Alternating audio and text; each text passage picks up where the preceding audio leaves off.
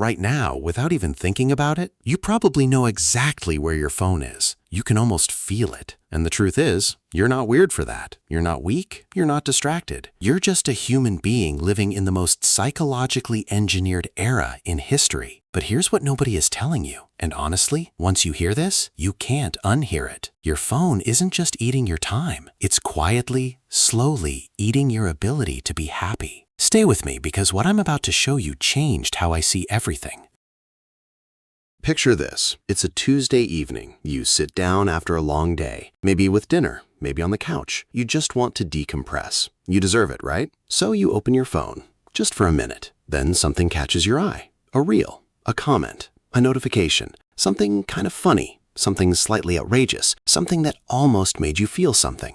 45 minutes later, you haven't moved. You're not sure what you watched, and somehow you feel worse than when you started. Sound familiar? Drop a yes in the comments if that's ever been you. I promise you're not alone. Here's what's actually happening in that moment, and it has nothing to do with willpower. Your brain runs on a chemical called dopamine.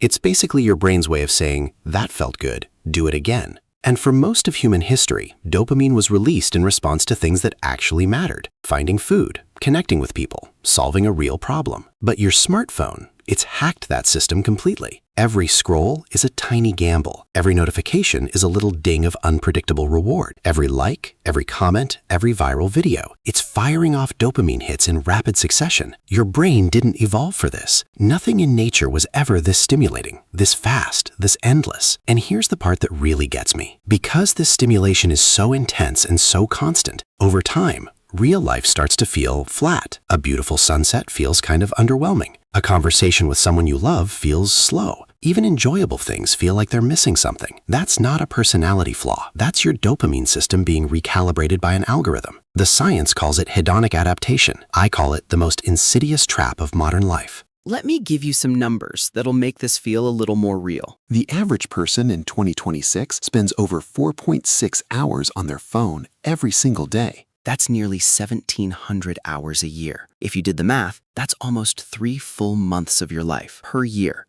just gone. And nearly 57% of Americans openly admit they're addicted to their phones. That's the majority. That's most of the people in your life right now. But the real story isn't the time. It's what that time is doing to you. Research published just this year in Frontiers in Psychiatry found something that honestly hit me hard. Smartphone addiction doesn't just waste your hours. It actually creates a pattern of negative emotions that directly reduces your life satisfaction. The more dependent you are, the less happy you report feeling. Not because life is worse, but because your emotional baseline has shifted. Think about that. Your capacity to feel good is shrinking, and you're the one holding the device that's shrinking it. There's also the attention piece, and I mean this literally. The science shows that excessive screen time shortens your attention span, makes it harder to delay gratification, and increases your likelihood of anxiety and depression. You know that feeling when you try to read a book or sit through a movie without reaching for your phone? That restlessness, that itch? That's not boredom. That's withdrawal. And I know that word sounds extreme, but 66% of people experience what researchers actually call nomophobia, the fear of being without their phone. And the physical symptoms include increased heart rate, anxiety, and in some cases full panic attacks. Your phone has become less of a tool and more of a psychological anchor. Now here's where I want you to pause and actually think for a second. Clinicians assess phone addiction using 5 specific criteria,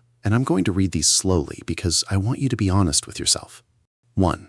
Cravings. That pull you feel to check your phone, even when there's no real reason. You just want to. 2. Prioritizing.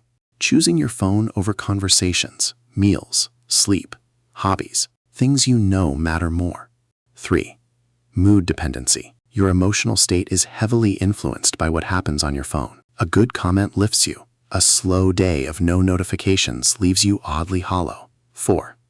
Escalation. You need more screen time, more apps, more stimulation to feel the same level of satisfaction you used to get from less. 5. Withdrawal. That unease, that tension, that low-grade stress when your phone isn't nearby, or the battery dies, or you forget it at home.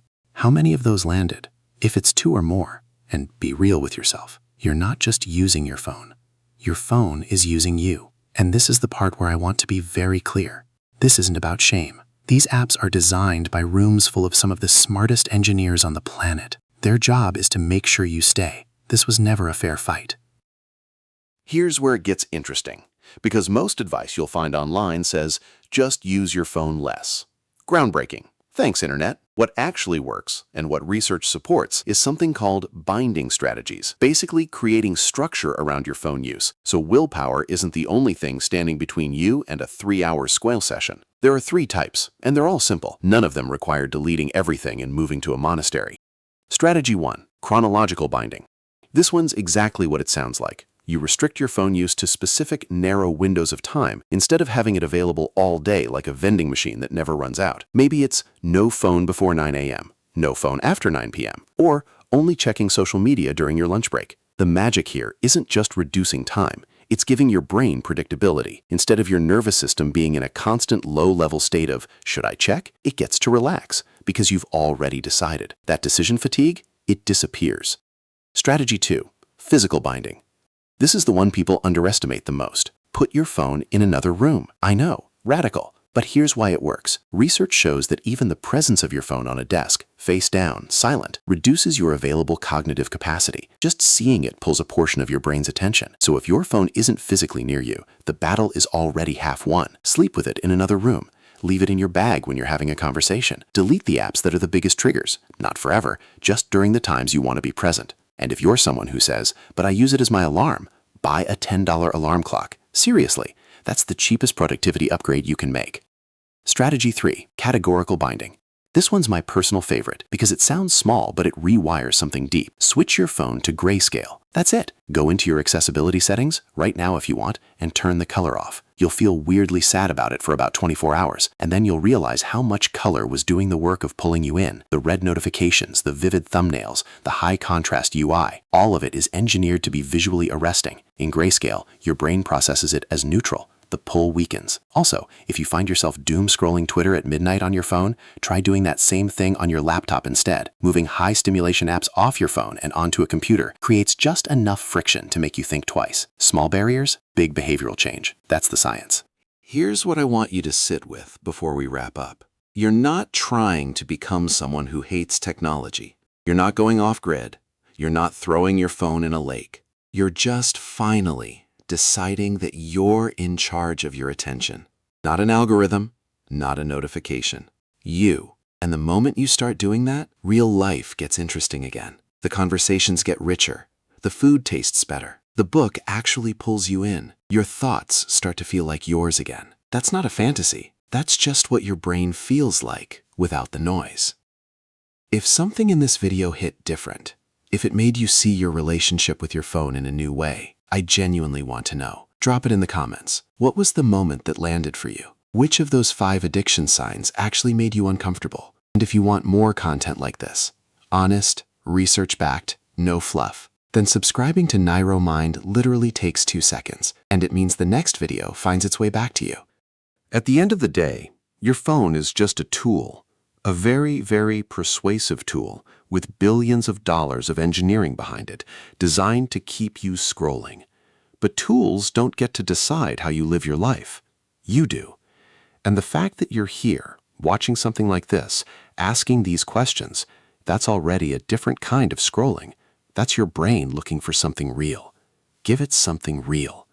Here's a small challenge, and I want you to actually try it, not just think, yeah, that sounds good. Tonight, when you go to bed, leave your phone in another room. Just one night. See what your morning feels like without reaching for it before you've even fully woken up. And then come back and tell me what happened. I'll be here.